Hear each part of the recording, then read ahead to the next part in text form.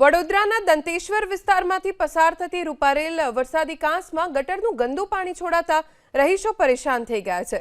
મચ્છરોના ત્રાસથી કંટાળી દર્શનમ એન્ટિકાસ સોસાયટીના રહીશોએ બેનર લગાવીને વિરોધ દર્શાવ્યો। સ્થાનિકોએ ચીમકી ઉચ્ચારી કે જો આ સમસ્યાનું નિરાકરણ ન આવ્યું તો આગામી સમયમાં ઉગ્ર આંદોલન છેડાશે। મચ્છરોના ત્રાસનો અંત ક્યારે અને દંતેશ્વર વિસ્તારનો વિકાસ ક્યારે તેવું બેનરમાં લખાણ લખાયું। पूर्व मेयर और स्थानिक कॉर्पोरेटर नीलेश राठौड़े आरोप लगाव्यो कि वरसादी कांसनी आसपास गैरकायदे बांधकामने लईने स्थिति सर्जाई।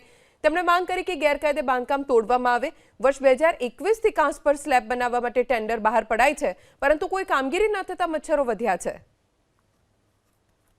આ સમસ્યા તો વર્ષોની છે। હું 1983 થી દંતેશ્વર વિસ્તારમાં રહેવા તે વખતે આ કાંસ બહુ મોટો હતો અને આજે જે તમે અંદર ગંદુ પાણી જોવો છો ને, અત્યારે ઉનાળામાં પાણી ન હોય એનું કારણ કે આગળ એન્ક્રોચમેન્ટ થઈ ગયેલું છે। આ બિલ્ડરોએ કરેલું એન્ક્રોચમેન્ટ પાણી લોક છે એટલે આ ગંદુ પાણી આ કાંસની અંદર 24 કલાક અને 365 દિવસ રહે છે। હવે એ પરિસ્થિતિ નિર્માણ થઈ છે કે 50 લાખના મકાન ખરીદીને જે રહેવાયા છે એમના ઘરમાં કેવી રીતે 24 કલાક રહેવું, કારણ કે આની એટલી દુર્ગંધ મારે છે ચારે બાજુ કે અંદર દરવાજા બંધ કરો, ગમે તેટલું બંધ કરો તો એ વાસ મારે છે। અહીંયા કોઈ સફાઈ નથી થતી, પ્લસ અહીંયા કોઈ જોવા નથી આવતું। આ વરસાદી કાંસના લીધે અમારા છેલ્લા 2-3 વર્ષથી હજી બધી સાઇટ વધી ગઈ એટલે ભાગ ઉપર થઈ ગયો તો અમારી સોસાયટી પણ નીચી થઈ ગઈ। પાણી આવે છે, ગટરનું પાણી અમારા ઘરોમાં જાય છે।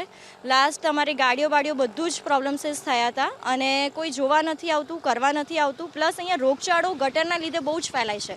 અમારે આ વરસાદી કાંસ જે વરસાદી કાંસ નામ છે પણ એમાં ગટરનું જ પાણી જાય છે। રૂપારેલ કાંસ છે એની અંદર એટલી અસંખ્ય મચ્છરોનો ત્રાસ છે, અસંખ્ય ગંદકી છે અને દુર્ગંધ મારે છે।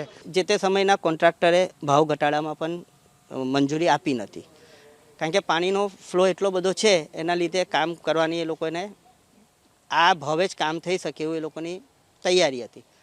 પછી હમણાં પણ નવું ટેન્ડર આવ્યું, ટેન્ડર ખુલી બી ગયું છે। ટેન્ડરમાં 4 વખત ભાવ ઘટાડો બી થયો છે અને ટેન્ડર પ્રક્રિયામાં અત્યારના એને મંજૂર કરાવવાની પાછળ અમે લોકો લાગેલા છે।